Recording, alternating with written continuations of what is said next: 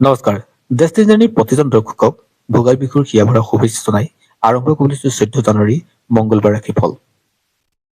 বন্ধুসকল, মই আচলতে অপূৰ্ব জনক দত্ত আৰু আজিৰ ৰাশিফল শিতানলৈ যোৱাৰ আগত পঞ্চাংগ অনুসৰি আজিৰ দিনটো কিছু তথ্য আপোনালোকক জনাব বিচাৰিছো। আজি হ'ল 14 জানুৱাৰী 2025 মংগলবাৰ। অসমীয়া লেখেৰে 1431 আজি পুহ মাহৰ 29 দিন।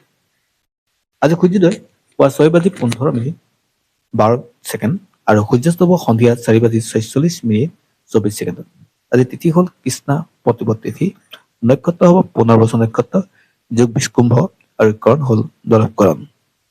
আজি কোনো শিশুৰ জন্ম হলে তেওঁৰ ৰাশি হ'ব কৰ্কট ৰাশি, বিপ্ৰ বৰ্ণ, দেৱগণ লাভ কৰিব। অস্তুটোৰ মতে চন্দ্ৰ আৰু বিংকুটোৰ মতে বৃহস্পতি ৰক্ষা লাভ কৰিব।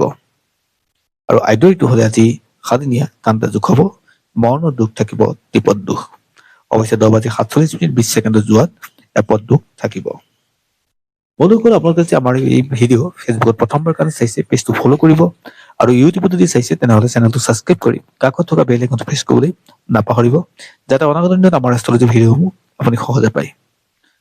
আৰু আপোনালোকৰ সন্মুখত এতিয়া লৈ আহিছো ৰাশিফল। 12টা ৰাশি আছে। আজিৰ দিনটো কেনে যাব তাকে জনাম, গতিকে আপুনি ভিডিঅ'টো শেষলৈকে চাব আৰু ভাল লাগিলে লাইক, কমেণ্ট আৰু শ্বেয়াৰ কৰিবলৈ নাপাহৰিব। বন্ধুসকল, যদি আপোনাৰ মেঘ ৰাশি হয়, আজি দিনটো আপোনাৰ কাৰণে শুভ আৰু মংগলময় হ'ব। আজি আপোনাৰ কাৰণে ভাল বাৰ্তা আহিব। প্ৰেমিক প্ৰেমিকা বা পতি পত্নী তেওঁলোকৰ মাজত থকা মতানৈক্য আজি দূৰ হ'ব, অৰ্থাৎ আন্তৰিকতা বৃদ্ধি পাব। গতিকে আজি দিনটো শুভ আৰু যিকোনো নতুন কাম কৰিলে আজি শুভ বুলি ক'ব পাৰি। ইয়াৰ চাইছো বৃষ ৰাশিলৈ। যদি আপুনি বৃষ ৰাশিৰ ব্যক্তি হয় তেনেহ'লে আপোনাৰ পাবলগীয়া পইচা ঘূৰাই পোৱাৰ যোগ থাকে, অৰ্থাৎ আজি আপোনাৰ আৰ্থিক স্থিতি ভাল হ'ব আৰু আপোনাৰ কাৰণে লাভদায়ক হ'ব। সমান্তৰালকৈ আপোনাৰ ঘৰৰ কাষৰ আত্মীয় স্বজনে আপোনাক যিকোনো ক্ষেত্ৰত আজি সহায়ৰ হাত আগবঢ়াব আৰু আজি আপোনাৰ কাৰণে ভাল দিন। সমান্তৰালকৈ স্বাস্থ্য আপোনাৰ উন্নত থাকিব। ইয়াৰ পিছত আহিছো মিথুন ৰাশিলৈ। যদি আপুনি মিথুন ৰাশি হয়, কিছু দায়িত্ব আৰু কৰ্তব্য আপোনাৰ বাঢ়িব।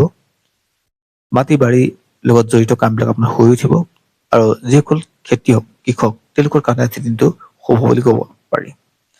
আজি আপুনি স্বাস্থ্যৰ ক্ষেত্ৰত কিন্তু সাৱধান হ'ব লাগিব। ইয়াৰ পিছত আহিছো কৰ্কট ৰাশিলৈ। যদি আপোনাৰ কৰ্কট ৰাশি হয় তেনেহ'লে আজি দিনটো নতুন বাৰ্তা পাব।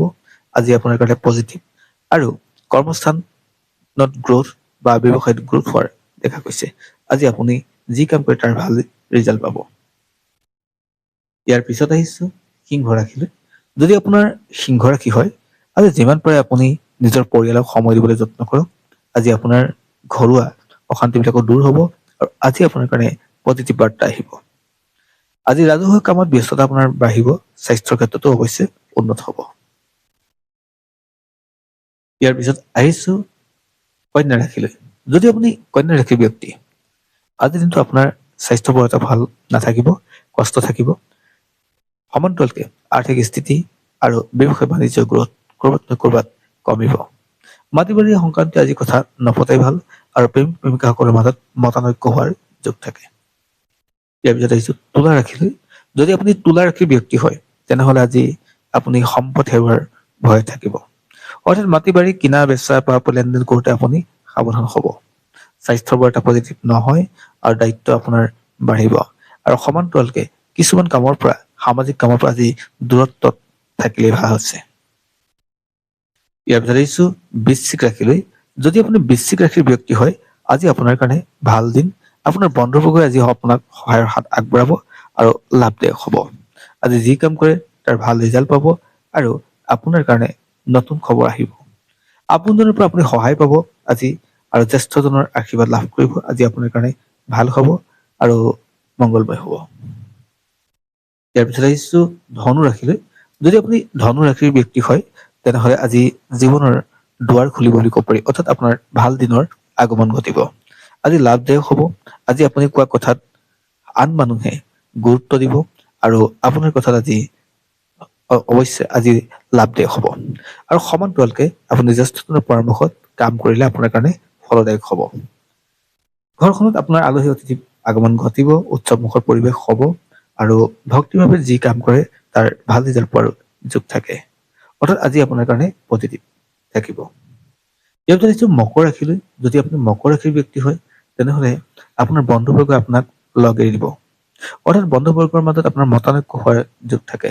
দায়িত্ব বাঢ়িব, কৰ্মস্থানতো আপোনাৰ দায়িত্ব প্ৰয়োজনকৈ বেছি হ'ব আৰু কষ্ট হ'ব। গতিকে কাম কৰোঁতে বা কথা কওঁতে কৰ্মস্থানত আপুনি সাৱধান হ'ব, কাৰণ কৰ্মস্থানত আপোনাৰ আজি দিনটো বৰ এটা পজিটিভ দেখা নাই। সমান্তৰালকৈ আপুনি পিতৃ মাতৃৰ স্বাস্থ্য আপুনি গুৰুত্ব দিব। ইয়াৰ পিছত আহিছো কুম্ভ ৰাশিলৈ। যদি আপুনি কুম্ভ ৰাশিৰ ব্যক্তি হয় আৰু কোৰ্ট কাছাৰীৰ লগত আপুনি জড়িত হৈ আছে তেনেহলে আজিৰ দিনটো আপোনাৰ কাৰণে যথেষ্ট শুভ আৰু মংগলময় হ'ব।